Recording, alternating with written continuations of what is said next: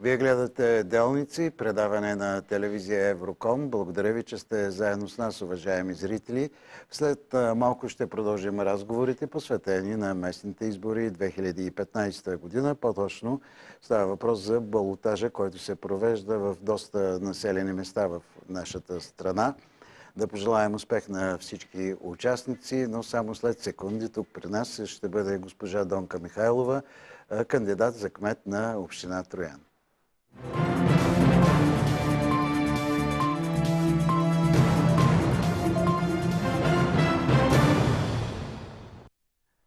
Госпожо Михайлова, добър ден, добре дошли. Радвам се, че сте на софийска територия. Един път ние да ви посрещнем, вие сте ни посрещали много пъти. Били сте много любезни, добре сте се отнасяли към журналистите. Това го казвам не само аз, но и много мои колеги. Сега сте кандидат отново за кмет на Троян. Точно Как така. мина кампанията? Стигна се до балотаж, но честна ли беше тази кампания? Вашите преки наблюдения? Това е пета кампания, в която участвам в различни роли, като кандидат за кмет и като кандидат за депутат. За мен това беше най-тежката, най-изтощителната и най-нечестната кампания. Кампания, която поне на територията на община Троян не роди толкова смислени, ценни идеи за развитие на общината, но роди много компромати и много огорчения. Много се писа не само за вас, а за много от кандидатите. Вие бяхте организирали, аз доколкото четох в пресата, и един дебат с човека, с който трябва да се състезавате. Мисля, че Шишков се казваше. Как мина този дебат? Според вас излязоха ли от този дебат решения за някои от проблемите на Троян или просто беше в рамките на онова, което се говори непрекъснато? Дебатите са част от една кампания, която може да ориентира избирателите в най-голяма степен за качествата на опонентите. В този смисъл дебата, който снощи приключи, мисля, че дадоха много ясна ориентация на гражданите на Троян. Кой опонент какво предлага. За мен беше много радващо това, че салона на читалището, най-големия салон, беше препълнен. Имаше много правостоящи, което означава, че хората наистина се вълнуват от съдбата на своята община, на своя град. Мисля, че всички, които бяха в залата, вече са много по-ясно ориентирани за това, кой от кандидатите следва да предпочитат. Резултатите от първия кръг на изборите? Не ми достигнаха 212 гласа. Моите резултати са 48,5%. Резултатите на опонента, с който отивам на балотаж, инженер Шишков, 22,5%. Сега, вие по време на кампанията не сте се поръчвали такива бутилки, нали? Не. В кампанията си поръчвахме идеи, търсихме идеи от нашите съграждани и такъв тип бутилки, мисля, че не са особено интелигентно послание към избирателите. Да, но вие в края на краищата използвахте други интересни методи, понеже заговорих за бутилката, когато бяхме през началото на лятото всъщност в Троян. Вие ни показахте един много оригинален начин за реклама на Троян и на всичко това, което се случва с тези чаши за кафе-автоматите, които са разпространени, доколкото знам, на много места. Мисля, че всеки един кмет следва да представя пред държавата си, своя град, своята община, а не себе си. В този смисъл ние наистина имаме много иновативни различни начини за представяне на Троян пред българските и чуждестранните туристи. Резултатите са на лице, защото в тази година, която беше трудна за туризма, ние имаме ръст за полугодието от 23%. С помощта на всички вас, журналистите, които сте наши приятели, които гостувате в Троян и които показвате едно добро лице на Троян пред българските граждани. Вие направихте това лято и така нещо много интересно, този рок-фест, смея да кажа, в Троян. Нищо, че дъжда попречи малко. в една от вечерите, но всичко беше толкова приятно и много добре организирано, за което младите хора трябва да ви благодарят. Може би вие дължите този успех и на тях. Надявам се. Когато има грижа за тях, те се благодаряват. Надявам се. Всъщност, темата с младите хора е в центъра на моята предизборна платформа, защото задържането на младите хора в една малка община е един от основните проблеми пред един кмет. Бих искала да кажа с огорчение, че българската държава не ни помага в това отношение. Българската държава води политика, включително и чрез евросредствата, за концентриране на потенциали, на капацитети в големите градове. И ние, кметовете на малки общини като Троян, водим една доста тежка, доста неравнопоставена битка, но пък добрите идеи, които имаме, ни помагат. Аз се радвам, че в рамките на мандата, който приключвам, намалихме наполовина спада на населението. Заварих спад на населението 600 души годишно, сега то е 300 и се надявам в един следващ мандат да вървим в тази посока. Благодаря. Добър ден. Добър ден. Слушаме ви. Бих искал да поздравя госпожа Михайлова за добрия предизборен резултат, който постигна на първия тур. Аз се казвам Дачо Господинов, но бих искал да знам госпожа Михайлова, да й задам два въпроса във връзка с следните неща. Как тя вижда по-нататъчното развитие на селата в община Троян и въпреки Троянска община, искам да кажа, и как въпреки до сегашното немалко усилие направено във връзка с развитието на туризма, тя вижда развитието на този перспективен сектор за Троян и общината. Вие от Троян ли се обаждате? Да, от Троян се обаждам. Благодаря ви много. Благодаря ви, госпожо Михайлова. Бъдещето на селата. Имате ли специални... За първи път община Троян ще има възможност да черпи ресурс за селата на територията на нашата община от програмата за развитие на селските райони. Господина, който се обади, е много прав да задава този въпрос, защото акцента на работата ни през мандата, който приключи, беше в града с оглед на възможностите за усвояване на европейско финансиране. Идеята ни е в следващия мандат да преориентираме работата си и да се опитаме да търсим решение за едни по-добри инфраструктурни проекти на територията на селата. По отношение на туризма, Троян е град, който има добър баланс между производство и туризъм. Както вече казах, радваме се, че всяка година има нарастващ интерес към развитието на туризма, но мисля, че в следващия мандат ние трябва да насочим усилията си към няколко сериозни, значими туристически продукта. Един такъв продукт е проект, свързан с развитието на културно-историческото наследство. Годината, която приключи, имаме 4 нови културно-исторически обекта от национално значение. Те са свързани с римския път Вия Траяна. И аз често казвам, че за мен вече е въпрос на лична кауза осъществяването на един такъв проект. Още повече, че сме в контакт с ръководствата на общините Карлово, Сопот и ни се иска да направим един голям маршрут в това. Добър ден! Здравейте! Здравейте! Господин Колев, искам да попитам гостенката ви от Троян, кандидат за кмет. Още ли е жива емблемата на Троян Манчо от Чифлика? И ще продължа мисълта си. Или тя не го познава? Познавам го много добре. Как е Манчо? Добре Манчо е добре, той е в Чифлика. Манчо е един от символите на демокрацията в годините на синия Троян. Днес имаме много добри контакти помежду си и е там. Заповядайте в Чифлик, ще видите Манчо.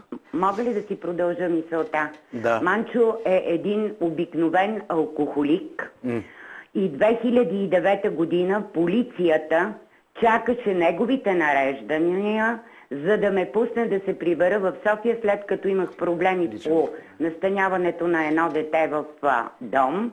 И той беше блокирал колата ми и каза, колата ми е пълна с оръжие. И аз по-корумпирано място от Троян Не съм виждала от 2009 година. Не може, с госпожо, прокурори, полицаи. извинявам се, много... Господин Колев, това е много сериозно нещо. Да, знам го, но Айде все няма пак... да нарушаваме Да, комфорта частен и случай е. Не може да обвинявате целия град, че е корумпиран и че хората са корумпирани. Аз мисля, че така не е много редно. Вие участвате редовно в нашите предавания, редовно ви даваме ефирно време, но да продължим. Всъщност, кой е този Манчо?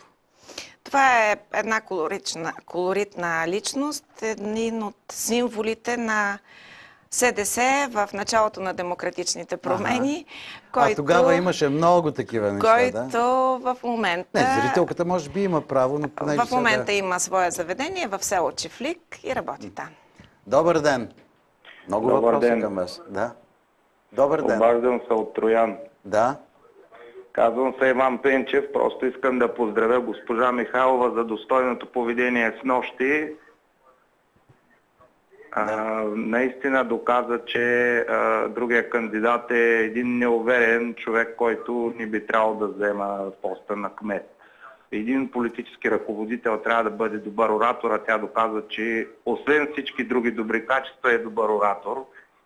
Благодаря ви, господин... Аз като историк се възхищавам на това умение.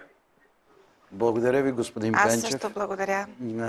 Понеже спомена господин Пенчев, че е историк, вие имате с какво да посрещнете гостите. Имате много музеи, имате един невероятен исторически музей в центъра на града. Да не забравяме Иван Хаджийски, да не забравяме и много други неща. Не можем да ги изредим. Вие поставяте въпроса за културата в малкия град. Това е изключително важен въпрос и той в голяма степен определя и възможностите и желанието на хората да останат в своя град, защото една част от населението има нужда от култура. Мисля, че в мандата, който изтече, ние успяхме да осигурим едно устойчиво развитие на културните институции и на музея, който е уникален, и на картинната галерия, и на националното изложение по художествените занаяти. И считаме, че това е тенденция, която трябва да продължи. Винаги посрещате гостите с невероятната троянска сливова. Това е една от емблемите на Троян. И всъщност това е в центъра на нашата идея за засилването на кулинарния туризъм, защото гостите все повече търсят кулинарията, търсят уникалното и различното. Регион. Имаме намерение, господин Колев, във връзка с това, което казахте, да търсим развитието на един пилотен проект за създаването на регионални продукти в България. Защото гостите, когато дойдат в Троян, искат да видят уникалното, различното. Ще ни поканите, като направите нещо по-грандиозно, по-мащабно. Разбира се. Благодаря ви.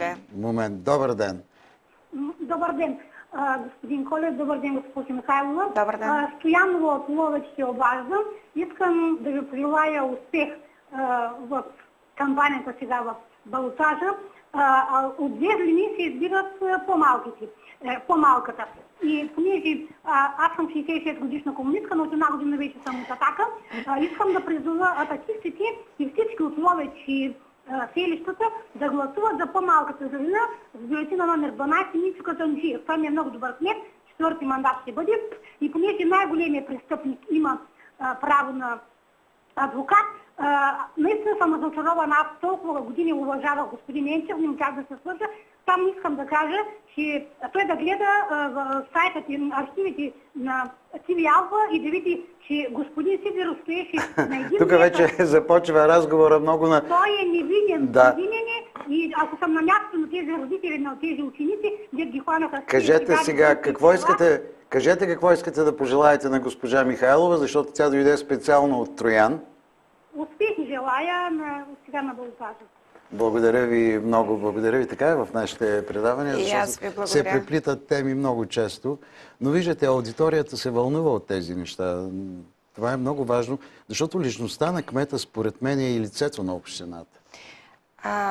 Избора на кмет е особено важен за хората, защото това е представителя на властта, който е най-близко до тях.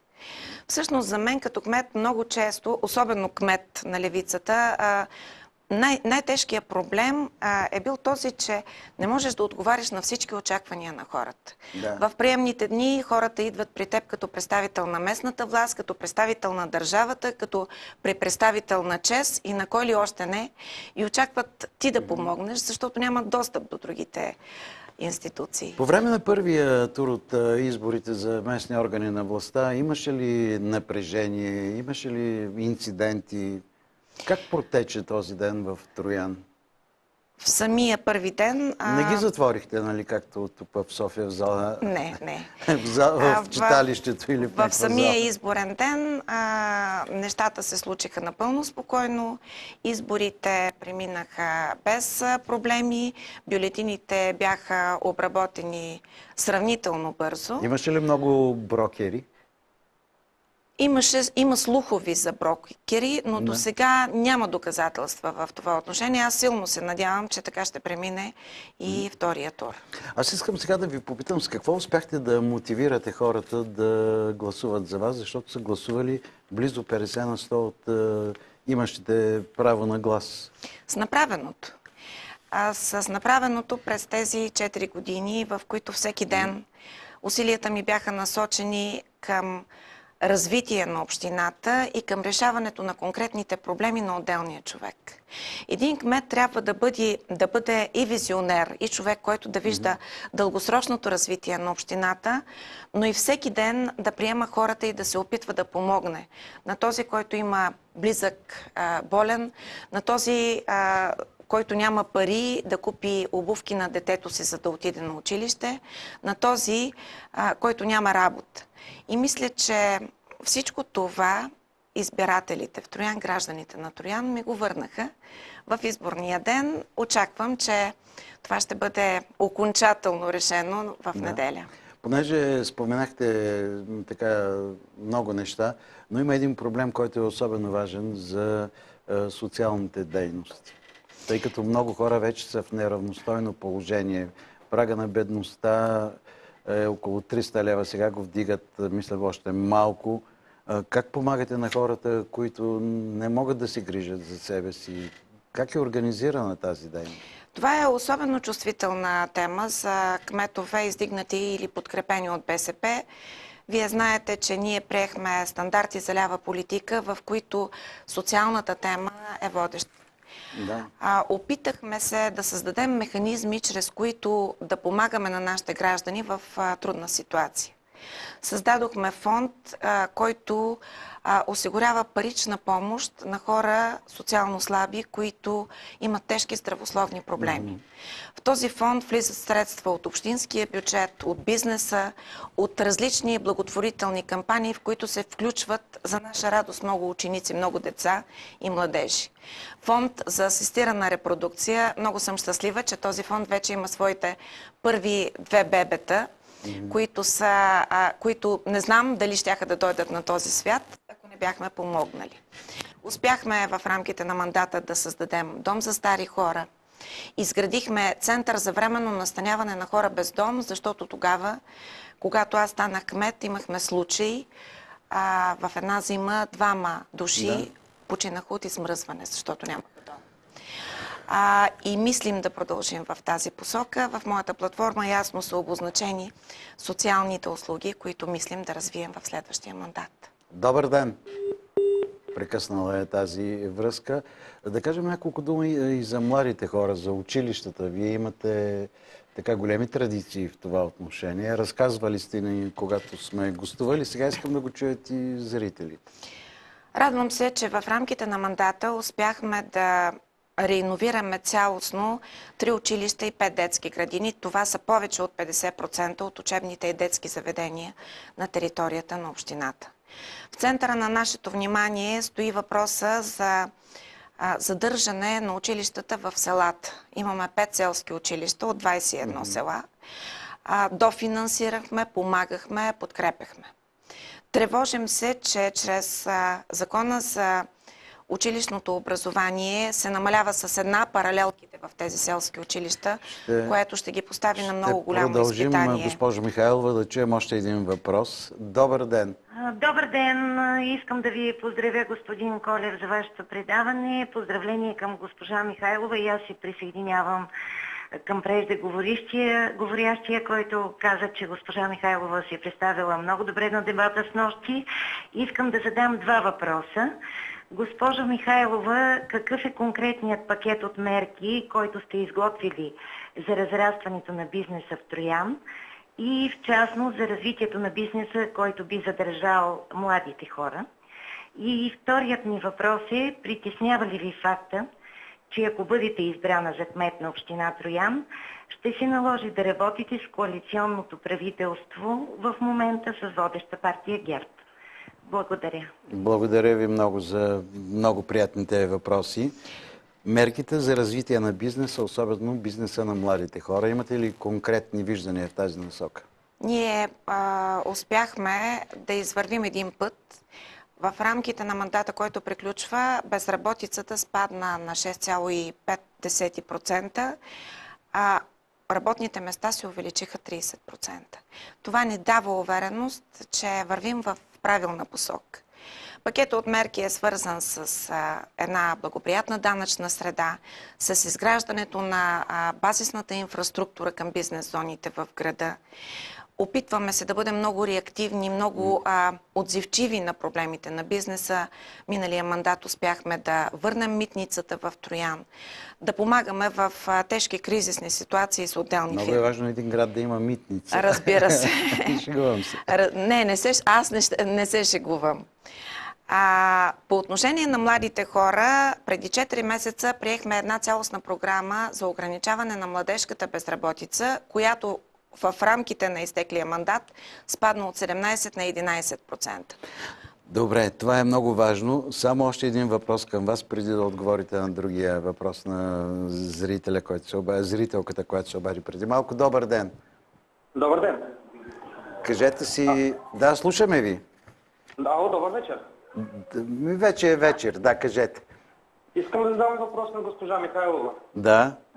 В сайта на община Троян има цяла секция с информация за водния цикъл, но никъде не виждаме, че ви е наложена глоба за над 1 милион лева. Доколкото разбирам, тя не е наложена близо преди година. Моля, кажете, защо криете тази огромна глоба от Троян? Благодаря ви. Вашето име? Иванов от Троян. Иванов от Троян. Така, не обичам да се представят само с фамилия. Поставя сериозен въпрос да си каже името сега. Проектът Воден цикъл не е приключен. Да. Има ли такава глоба? Получихме, има финансова корекция. Първо имаше сигнал за корекция 10%. Убедихме управляващия орган, че тя не е реална, беше намалена на 5%. Изпратихме писма до Министерски съвет. Очакваме приключване на случая. Имате ли притеснение? Миналия петък беше издадено разрешението за ползване, след което започва верифицирането на документите за окончателното плащане и тогава ще стане окончателно ясно има ли проблем с средствата по проекта. Но важното е, че водният цикъл ще бъде изграден. И важното е, че миналия петък най-после получихме разрешението за ползване на обекта. Троянци могат да бъдат спокойни и можем да им честитим новия обект. Да. За коалицията ще говорим след рекламите. Сега още един въпрос набързо, защото хората от Троян не трябва да ги караме да чакат. Добър ден! Добър ден! Слушам ви. Здравейте! Здравейте! Как е в Троян? Прекрасно, или рекията е много добра. Проблема е в това, че документът е от началото на януари. Се обсъжда засаждането на теменушки, а пък Общинския съвет въобще не е запознат с кореспонденцията, която се води между... Благодаря. Да, моля. Да, не можах да чуя много добре въпрос, защото колегите ми казаха, че и гербери трябвало да се засаждат. Така че... Аз мисля, че отговорих на въпроса. При окончателното изясняване на одобряването на средствата по проекта ще стане ясно какъв е проблема, в какъв размер е той и Общинския съвет, разбира се, ще бъде информиран.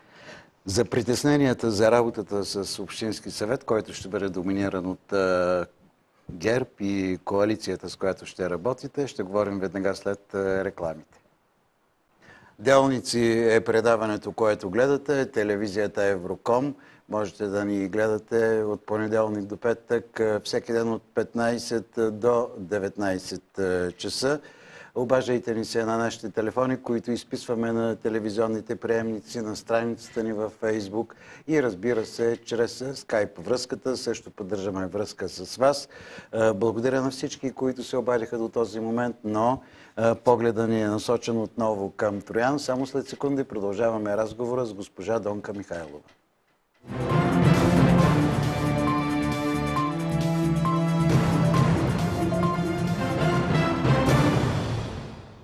И така, госпожо Михайлова, два въпроса останаха да висят преди рекламата за работата с коалицията, която ще бъде в Общинския съвет. Как се конфигурира обаче той при вас?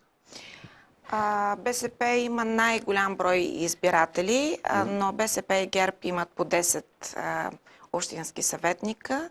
Коалиция Избор за Троян, в която влизат десни партии, има 5 общински съветника и по 2 общински съветника за ВМРО и за ДПС. По двама? По двама. Това притеснява ли ви? Реално в мандата, който изтече, аз нямах особен комфорт в Общинския съвет. Срещу мен всъщност бяха 15 общински съветника, което не е създавало особени проблеми. Троянски общински съвет винаги по традиция е бил единен в взимането на важните, перспективните, сериозните решения за развитието на общината. Това, че нямам комфорт в Общинския съвет, има и своите предимства. Винаги, особено задълбочено, с представителите и на опозицията, и на управляващите, сме обсъждали предварително важните решения от рода на бюджети, на разпоредителни сделки и в тези диалози сме постигали консенсуси, които като цяло предопределят по-добро качество на решенията, които влизат в Общинския съвет. Надявам се, че и този път ще бъде така. Благодаря. Добър ден. Добър ден. Да задам ли въпроса? Представете се, ако обичате. От Троян съм, гражданка. Питам защо снощи госпожа Михайлова излъга на дебата, че има приет общ устройствен план, като такъв не е гласуван от Общинския съвет. И питам защо излъгахте, госпожо Михайлова, че сте отстранили Пътстрой от общината, като е отстранена друга фирма. Пътстрой има над 20 договора с общината. Добре, хайде представете се сега, кажете си името. Чакайте да кажа нещо на тази госпожа. Тази гражданка, ние можем да не отговаряме на анонимни обаждания. Не, ще отговоря с удоволствие. Не, мисълта ми е, че искам да им кажем и да се представят сега. Вие заставате пред тях с лицето си, с всичко, което сте извършили и изведнъж анонимни обаждания. Все пак това са хора, които ви познават добре. Вижте, цялата кампания беше белязана от белезите на анонимността. Аз имах доста неприятни, компрометиращи Троян материали написани, да. В жълти медии, 13 на брой и 13-те бяха анонимни. Какво ви анонимни. обвиняваха, я да кажем? В най-различни неща. Примерно в това, че една фирма е печелила всички обществени поръчки в Троян. Аз държа... Просто е несериозно да отговарям на този въпрос. Да. Примерно, че цената на земята в Троян се продавала на цената на 2 цигари, като манипулативно беше сложена цена на квадратен метър, а цената на декар, по която е продадена същата земя, е малко над пазарната цена в общината и общо взето такъв тип манипулации. Но аз бих желала да отговоря на въпросите на анонимната гражданка. Очевидно страстите от дебата все още не са отихнали. Има такива. Това, което отговорих по отношение на общия устройствен план, е, че той, предварителният етап на общия устройствен план е приключил и че той е внесен в министерствата за съгласуване. Община Троян е втората българска община. Значи още не е, да. Точно така. Община Троян е втората българска община, която изработва общ устройствен план по силата на промените в Закона за регионалното развитие, тъй че сме напреднали значително в това отношение. А втория въпрос просто не записах. Не знам дали вие го записахте. Не го записах. Тя ще се обади пак. Добре. Тези зрители се обаждат редовно. Добър вечер. Намалете си звука на телевизионния приемник. Ало, добър вечер. Добър вечер. Искам да похваля госпожа Михайлова. Да, слушаме. Искам да кажа, че госпожа Михайлова, първо, което тя никога не е лъгала. Второто, което е, тя е един доказан кмет и с нощи на дебата се доказа. Господин, който беше Шишков, той дори не можа да си прочете написането, които са му написали от него. Казвам се Горица Боянова и подкрепям госпожа Михайлова. Благодаря ви, госпожо Боянова. Бориса Боянова. Горица. Бориса, да. Да, подкрепям госпожа Михайлова и смятам, че тя ще спечели. Пожелават ви и успех, но мен ми направи впечатление, че вие дори на въпроси, които са така зададени от ваши опоненти, отговаряте съвсем спокойно и се оказва, че поне тези, които бяха зададени, вие имате решение по тези въпроси. Това е много важно.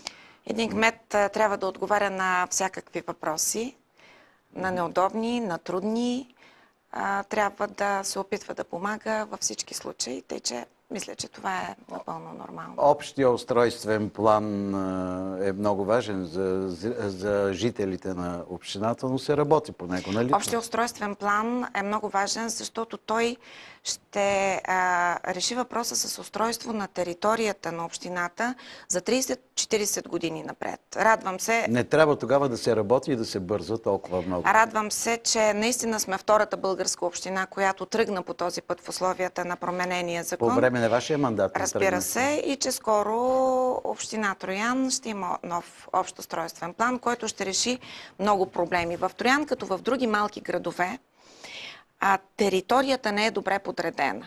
В времето индустриалните зони и зоните за живот са се смесвали и това създава особени проблеми и на бизнеса, и на гражданите.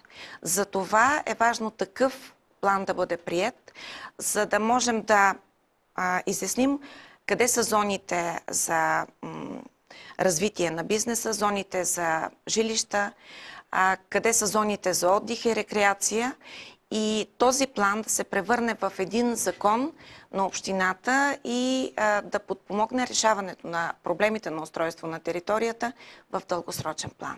Добър ден, добър вечер вече. Добър вечер. Слушаме ви. Здравейте, казвам се Петър Господинов от София. Случайно попаднах в Троян, видях един билборд. Аз съм колекционер на часовници. Каква марка е златният часовник на госпожата? Те имат афинитет към часовници от розово злато, партийните лидери на БСП, такива ще и Първанов, такъв имаше и Станишев. Каква марка е този златен часовник, за да се ориентирам, че не се вижда? Златен е, да, златна грива. Часовника ми не е златен, мисля, че цената му е 150 лева, подарък е от дъщерите ми за рождения ми ден. Значи позлатен тогава. Доволен ли сте? Да, доволен. Значи позлатен да разбирам. Добре. Благодаря ви. Имаше ли с нощи такива въпроси? Не. С нощи говорихме за политики и мисля, че на един дебат е нормално да се говори за политики. Всъщност, смисъла на една кампания е но при нас има и такива въпроси. Разбира се, да се обсъждат идеи за развитие и аз не скривам, че в мандата, който изтече, съм работила по много от идеите, които са били ангажимент на мои опоненти. С тях заедно сме обсъждали тези идеи, заедно сме ги реализирали и мисля, че това е за добро. Сега е вашия дебат с зрителите, госпожо Михайлова. Добър вечер. Ало? Ало, Да, слушаме ви. поздрав за госпожа Михайлова. Аз съм от Велчево, Троянско, едно село там на 15 км от това. Да. Поздравявам госпожата, която ще бъде в неделя на балотаж. Това е една много способна жена. Това ли искате да кажете? Ами това искам да кажа. Друго. Благодаря. Поздравявам и водещия там, господин Колев. Да, благодаря. Това е един много ерудиран човек. Благодаря ви. Благодаря на господина от Велчево. Всъщност пропуснахме да отговорим на един въпрос, господин Колев, и той беше как бих работила с правителство на ГЕРБ. Да. Отговора ми вие е работите както работих в миналия мандат. Аз също в миналия мандат също бях избрана в момент, в който ГЕРБ оглавяваше правителството на Република България. Да, вие се преборихте тогава с кандидати на ГЕРБ, когато ГЕРБ бяха пак на власт. Явно в Троян хората не гласуват по партиен принцип. Надявам се. Аз точно това си помислях, защото когато снимахме лятото, си спомних, че говорихме с вас по този въпрос, но не можах да се сетя точно за какво беше. Всъщност, един от проблемите за всички кметове на мандата, който изтече, беше, че ние работихме в рамките на един наш мандат с 5 правителства. Да. Което, повярвайте ми, е много сложно, защото разговори, които са важни за съдбите на нашите общини, обикновено започват отново и отново и отново. Но е тревожно това, че моите опоненти изтъкват точно този аргумент. Тревожно е това, че българските граждани живеят с мисълта, че правителствата работят на партиен принцип, когато става дума за решаването на проблемите на общините, на проблемите на гражданите. Не бива да бъде така. Добър вечер. Добър вечер. Слушам ви. Обаждам се от село Шипково. Искам да попитам Михайлова, къде заминаха парите, които бяха отпуснати за курорта, по-точно за минералната баня на Шипково? Нека да каже, но честно да каже. Къде заминаха тия хиляди, които бяха отпуснати? Благодаря ви. За курорта? Да. Няма отпуснати средства за минералната баня в Шипково. Ние успяхме миналата година, след 20 годишна битка с държавата, да получим като собственост на общината минералната баня, минералния басейн, рехабилитационния център. И това е много важно за нас, защото тези обекти бяха много зле управлявани. Намерението ни е да търсим развитие на курорта, защото Шипково е курорт с особено висок потенциал. И поради минералните води, и поради горите. За съжаление, никой по никакъв начин не е отпускал средства за курорта. В момента приключваме проектирането. Защо говорят така тогава тези хора? Вие казвате, че не са отпускани средства. Те казват къде отидоха средствата, които бяха отпуснати. Вероятно гражданката не е информирана, никога не е ставало кой подава дума. такава информация? Това е? Никога не е ставало дума за такива средства на многото ми срещи с гражданите, които съм имала в село Шипково, и такива средства въобще не е имало никога. Понеже говорим за тези неща, кое е онова, за което съжалявате и не можахте да извършите по време на този мандат?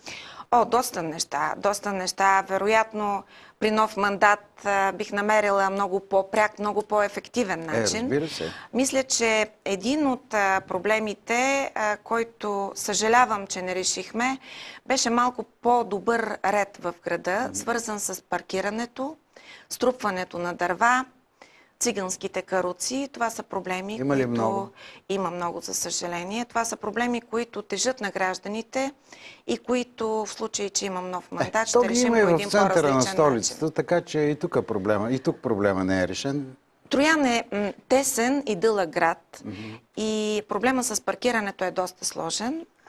Паркира се по тротуарите, това тормози гражданите, майките с колички, пешеходците, и това е проблем, който трябва да решим по един много по-различен начин. Докъде стигнаха така постъпленията за тази ваша инициатива заедно с игумена на Троянския манастир за възстановяването на параклиса до манастира?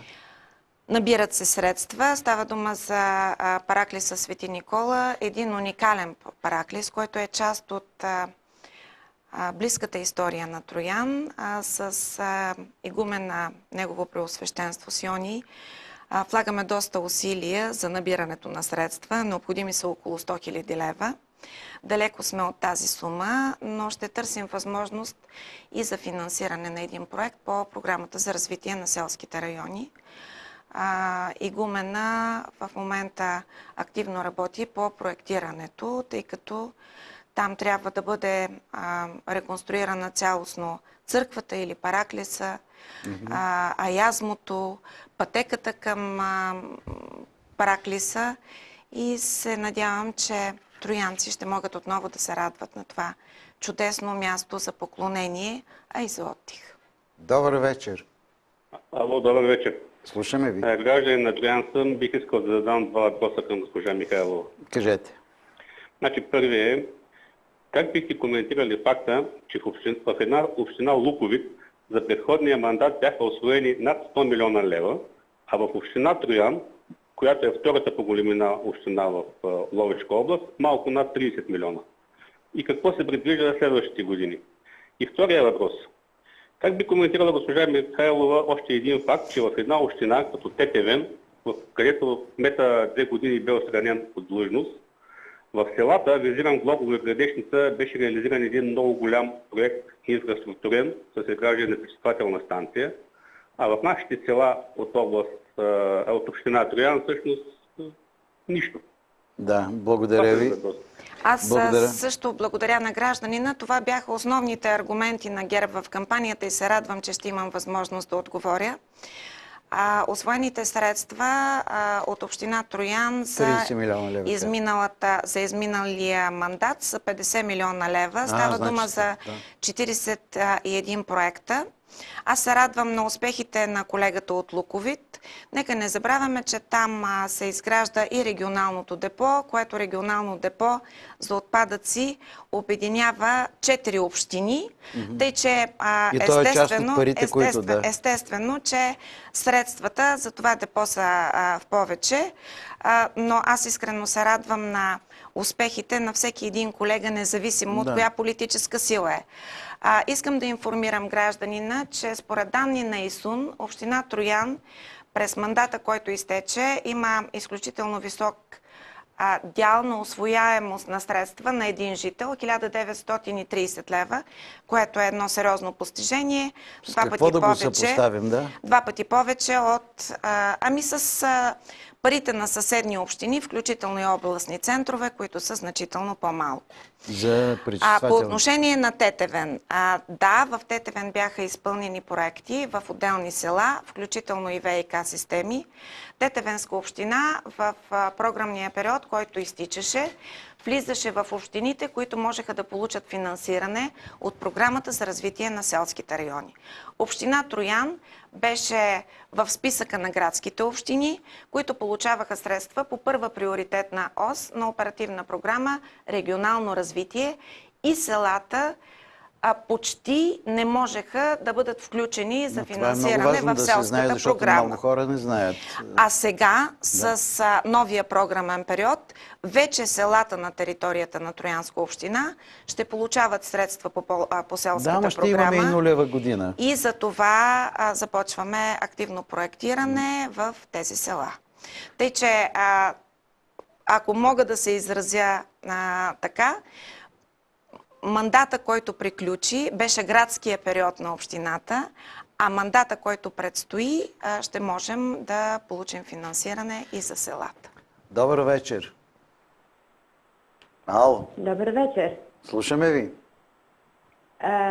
Аз съм Татяна Ангелова от Дебнево. Аз не се обаждам да задавам въпрос.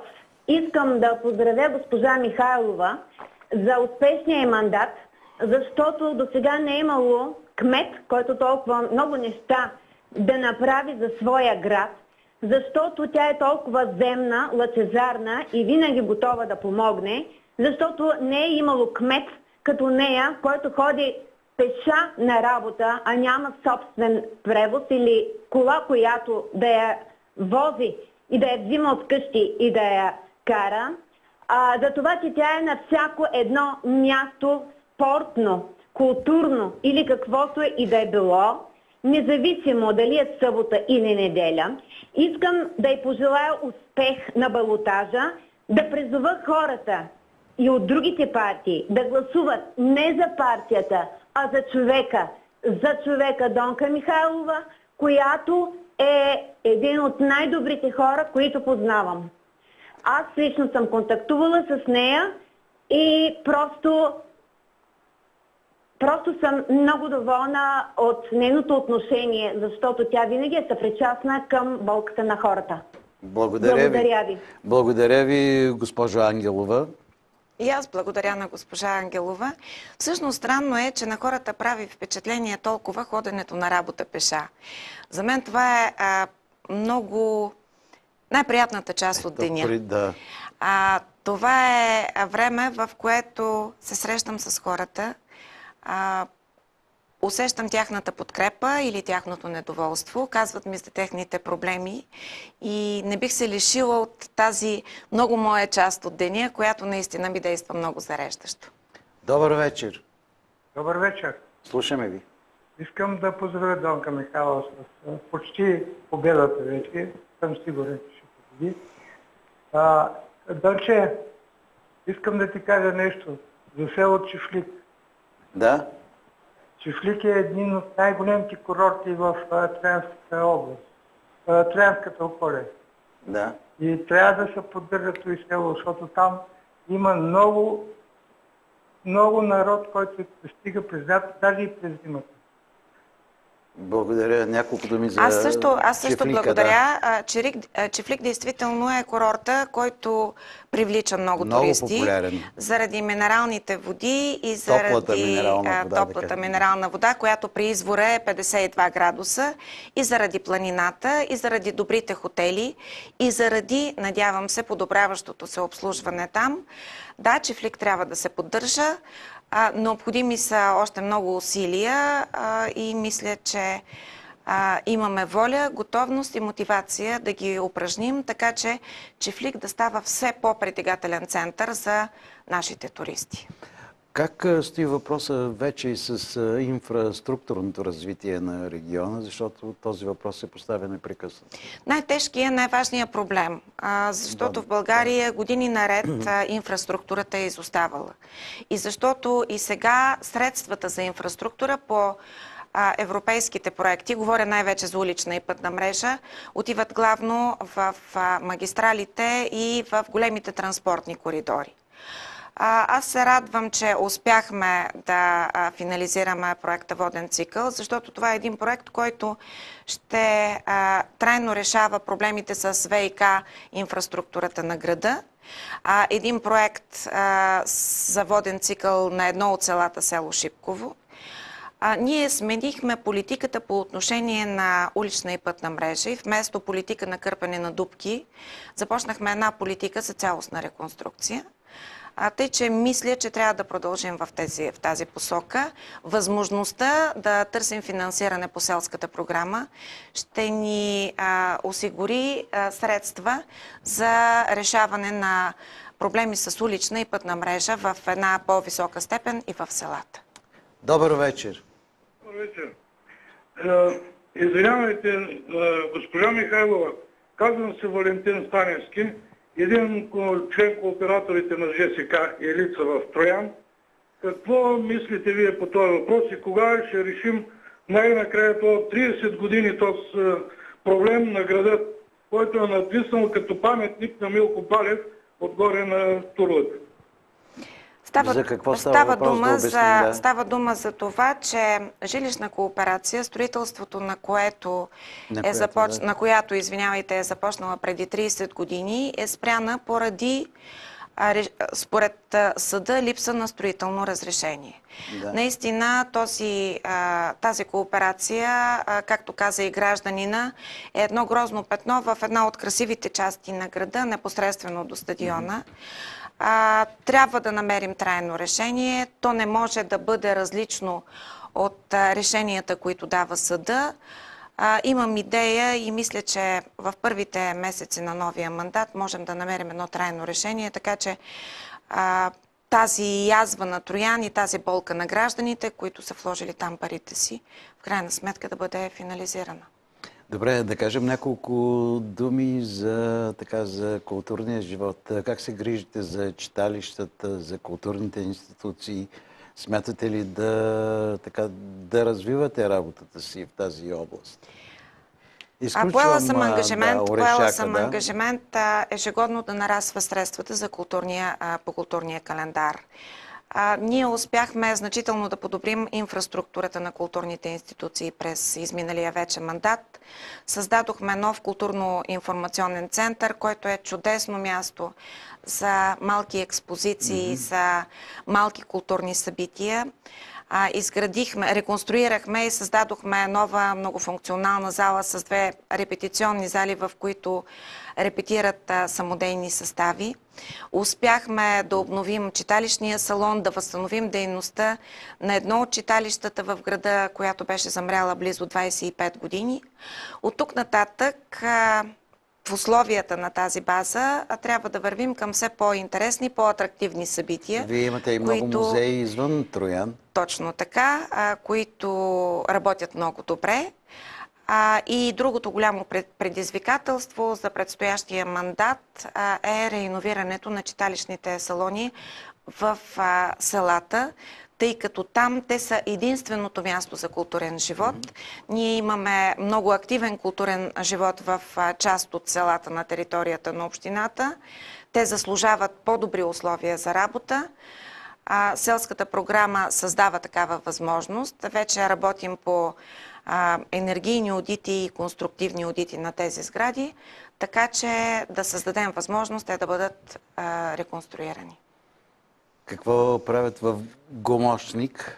В Гумошник се радват много сърдечно на това. ни посрещнаха миналата година и благодаря и на вас, когато снимахме там. Се радват на това, че килийното училище е възстановено в собственост на общината, след което ние го предоставихме на читалището. Вие имате спомен от Гумошник. Там имаме едно изключително активно читалище. Да. Една изключително активна читалищна деятелка, която в свободното си време отваря килийното училище, отваря църквата. И музея почиства и музея отдолу, почиства гробовете на загиналите в Титаник. Да кажем на нашите зрители, че там се намира единствения в България паметник на загиналите българи от Титаник. Тъй като в селото всъщност има най-много загинали от Титаник българи. Да. И аз се радвам, че на територията на Троянската община има такива хора, които милеят за своите села, за българщината, за Троянска община и са готови да жертват личното си време, усилията си, понякога и средства, за да поддържат този дух, който сме наследили от нашите деди. Духа се поддържа, може би, с този невероятен фестивал на сливовата ракия. Който вече от тази година влезе в една много престижна класация на най-добрите европейски фестивали. Този фестивал наистина носи много дух, много колорит, много настроение. Радваме се, че събира все повече гости, които идват при нас, остават парите си в нашите хотели, в нашите ресторанти, в нашите магазини. Това е много хубаво. И всъщност събитийният туризъм е част от нашата идея за развитие на туризма. Разбира се, не е единствената. И природата е много щедра към вас. Това е един невероятен край. Още един от нашите зрители. Искам да кажа няколко думи за този невероятен музей в Черни 8. Да припомним на нашите зрители, че... Музеят в Черни 8 е уникален. Да. Той е музей на препарирани животни, които живеят на територията на Троянската община. Той е уникален, защото е създаден от един учител. Да. Учител, влюбен в природата, влюбен в своето училище, Черни 8, влюбен в децата. След него идва неговия наследник и така музея се превръща в привлекателен център главно за деца и ученици. Един от най-посещаваните туристически обекти. Обект, който е финансово стабилен и устойчив, което не е без значение за една община. и който показва как, когато има любов към природата, към децата, към едно училище, нещата просто могат да се случат. Добър вечер. Добър вечер. Слушаме ви. Искам да задам въпрос на госпожа Михайлова от Троян Свобожден кръст на Иван Минков. Да, слушаме. Защо толкова време в града ни няма един хубав голям магазин от рода на големите молове на Lidl или на и така нататък, да не споменаваме марки, да си нямаме но мисълта ми, че оттам се налага да ходим в Ловеч или в Севлиево. Просто е смешно, че градове по-малко от нас имат такива големи вериги, а ние нямаме. Да, понеже и времето напредва, нека Да, само за секунда, прощавайте, искам и друго да уточня. Значи в Троян е страхотно скъпо, нали, говоря като обикновените магазини и смятам, че ако има един такъв хубав голям мол в Троян, независимо от коя марка, ще се подобри положението. Благодаря ви. Хубав въпрос. Това е един от проблемите, който изключително много живо вълнува жителите на общината. Отговаря ли като брой жители на такъв магазин? Жителите на Троян знаят, че аз 3 пъти внасям предложение в Общинския съвет за продажба на терен на такъв голям магазин. За съжаление, получавах отказ. От Общинския съвет? От Общинския съвет. Добре, хората имат нужда, обикалят Общинския съвет. За съжаление, има интереси, които спъват този процес, но такъв магазин ще има много скоро, независимо от общината, от инвеститор, който е закупил частен терен и се надявам, че до нова година общината ще има такъв магазин, който ще регулира и нивата на цените, нещо, което гражданите очакват. Значи аз, доколкото разбирам, вие знаете как да продължите и в следващите 4 години. Така че... Това е моя девиз. Аз спечелих доверието на троянци с слогана "Знам как да променим Троян". Сега моя девиз е "Знам как да продължим". И се надявам, че в неделя жителите на общината ще ми дадат тази възможност, защото мисля, че в Троян предстоят да се случат добри неща. Благодаря ви. Желая ви успех, госпожо Михайлова. Ще се видим след изборите, разбира се, в неделя. Благодаря ви още веднъж. И аз благодаря за възможността да бъда тук и да представя на вашите жители Троян и Троянска община. Благодаря ви много. Купуването и продаването на гласове е престъпление.